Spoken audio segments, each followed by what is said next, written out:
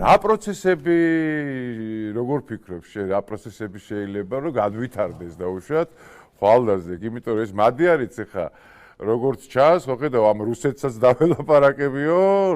დაველაპარაკებიო და საქართველოსთანაც შვენიერი ურთიერთობა მექნებაო და არ ჩავერევით უცხო ქვეყნის საქმეებში და ეს ჩვენი ის წესი არ არის და ასე შემდეგ რა და დასაწყისში კი ხარობდნენ ძალიან, მაგრამ მე ამ განცხადებების მერე ცოტა მოუკლეს რა. და აი როგორ ფიქრობ თქვენ რა როგორ შეიძლება განვითარდეს საერთოდ და რა პროცესებს ვაკვირდებით საერთოდ დღეს და საღამომშვიდობის მივესალმები ჩვენს მაყურებელს. აბსოლუტურად სწორი პარალელით დაიწყე. რითი განსხვავდება მოურწმუნე ქვეყანა ურწმუნო ქვეყნისაგან რა. აი ამით ამ ჭრილში შეიძლება გავატაროთ ეს უნგრეთის არჩევნები თავისუფლად რა. ორბანს რამდენიც შეეძლო საკუთარი კონსერვატიული შეხედულებებით, პატრიოტული შეხედულებებით, ხო, მან თავისას მიაღწია იქ.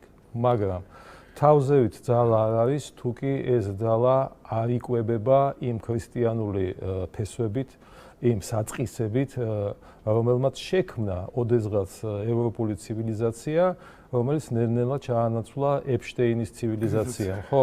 და აი ამ ეპშტეინის ცივილიზაციის წარმომადგენლებმა მიიღეს მონაწილეობა ამ არჩევნებში.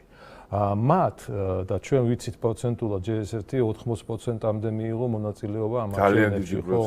მე იმაზე მეტი აიღეს, რაც ჭირდებოდა საკონსტიტუციო უმრავლესობას, ხო? ამ ყველაფერს 16 წლის განმავლობაში ქვეყნის სათავეში მყოფი ვიქტორ ორბანიც კი ვერ გაუმკლავდებოდა. საჭირო იყო რაღაცა ტრანსფორმაცია სახელმწიფო ელიტურ შტოებში. და ეს ტრანსფორმაცია მოხდა. არავინ ისეთი არ მისულა ქვეყნის სათავეში, რომელსაც ორბანის სკოლა არ ჰქონდა თავის დროზე გავლილი, ხო? სულ რაღაც 2 წლის წინ ესენი თანაგუნდელები იყვნენ და ყოველ შემთხვევაში ამას შევეხები აუცილებლად პეტერ მადიარის მხრიდან იმ საკვანძო ფასეულობებთან დაკავშირებით, რასაც კბილებით იცავდა უნგრეთში და ევროკავშირის სივრცეში ვიქტორ ორბანი, არანაირი გაუწყლოება არ გააჩნია.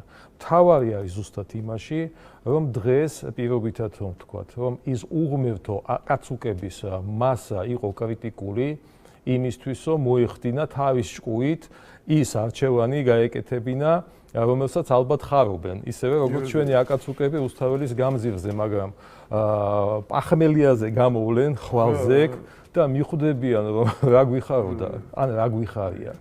იმიტომ რომ პირველივე განცხადებები, ხო, არ ვიცი, ცივი შხაპის მაგვარი იყო რუსთაველის კლასტერისთვის და ალბათ თვითონ ამ უნგრელი ამომრჩევლებისთვის, ხო, რომელმაც გააცხადა, რომ პუტინთან მოლაპარაკებებს მე გავაგრძელებ, იმიტომ რომ ზამთარი მოდის, შემოდგომა მოდის, მე მჭირდება, ხო, რუსეთზე ვარ დამოკიდებული, ხო, მე არ მაინტერესებს რა ის გერმანია რა ხო და როდესაც აგერ ის კარდი გამოჩნდა, რომ ჩვენც ეგრე გვინდაო, ხო, რა უნდათ ეგრე პუტინთან მოლაპარაკებები დავიწყოთ, კი ბატონო, როგორც გვეთქვით, ისე მოვიქცევით, ხო? ეს ერთი, მეორე. არც დაუმალია წინასაარჩევნო და არც ეხლა დამალდავს, რომ არანაირ უკრაინის ევროჩრდილო ატლანტიკურ ინტეგრაციას უნგრეთი მხარს არ დაუჭერს. ოღონდ მიდგომებშია განსხვავება რა. თუ ვიქტორ ორბანი ამას ხისტად დააბრეხვებდა, მადიარი ამბობს არა დიპლომატიურად რეფერენდუმზე გავიტან ამ საკითხებს და ზუსტად იმ აკაცუკებს მოაწერინებს ამაზე ხელს, რომლებმაც ზარზე იმით ამას მისცეს ხმა და დღესაც რაღაცას ზეიმობენ. ანუ მათივე ხელით ფაქტიურად ისედაც ხო დედა არ აყავს მაგ მისწრაფებებს, მაგრამ მამასაც მოუკლავენ რა საბოლოო ჯამში რა. ხო და მე ამ ფორესტ გამპმა ირბინოს სანამ ტაბლოზე სტოპ ფორესტს არ დაიწერება. ხო და აი რა უხარიათ ეს მეორე სიხარული ხო.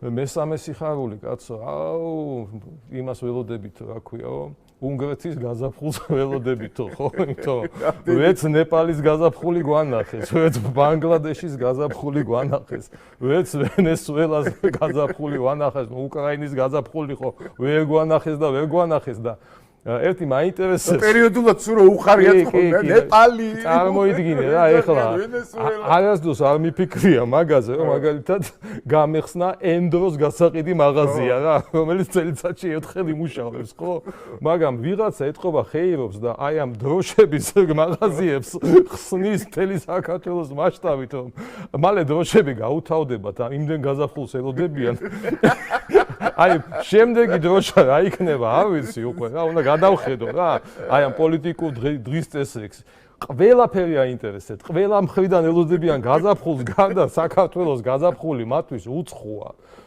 იმიტომ ვერ იგებენ გაზაფხული მოვიდა წავიდა შემოდგომა ბოდის მიდის მათთვის არაფერი არ იცვლება ისინი დადიან ხო ირანის დროშებით რამდენი არის კაცო გაგიჟდებოდა ჩვენი წინაპარი ხო ამდენი ირანის დროშა თბილისის ცენტრში არ უნახიათ არასდროს შუა საუკუნეებიდან დაწყებული კაცო სუსხვის იმეებს რომ ხარიათ არა ერთი ისა ნეპალის სცენარი ხო იყო და ნეპა ჩვენთან მე ვენესუელა იყო და ბიზნესაც ესე მოიტაცებენ მე საწყალი აიათოლა სიკვდილი როგორ გაეხარდათ კაცო გაიგე ნუ აღარ ვიციან ეგრე მოკლავენ გაიგე ნუ აი ამ სიხარულში არიან მაგრამ უნგრეთში ამ სიხარულს რაოდენობრივად კიდევ აქვს გაიგე რაღაცა უნარი რომ რაღაცა გიხაროდეს იმიტომ აგერ არჩევნების შედეგებში დაისახ მართლა ბებმა მისცა ხმა მადიას მაგრამ აქ არჩევნებშიც შანსი არ აქვს იმიტომ რომ ამ ქვეყანას და კიდევ ერთხელ ვამბობ აბსოლუტურად სწორი პარალელია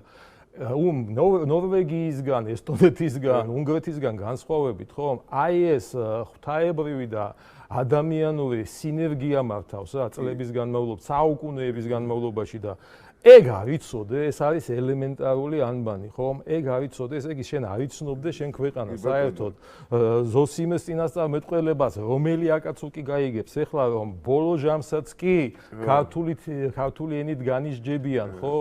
ცხვარნი და თიკანი, ხო? სიტყვაზე ვამბობ. ეს საერთოდ რას ნიშნავს, ვერ გაიგებენ, რა ზოოპარკზე გველაპარაკებიან, ესენი იფიქრებენ, გაიგე? ეს არის უბედურება. ეს უბედურება მივიღეთ ჩვენ.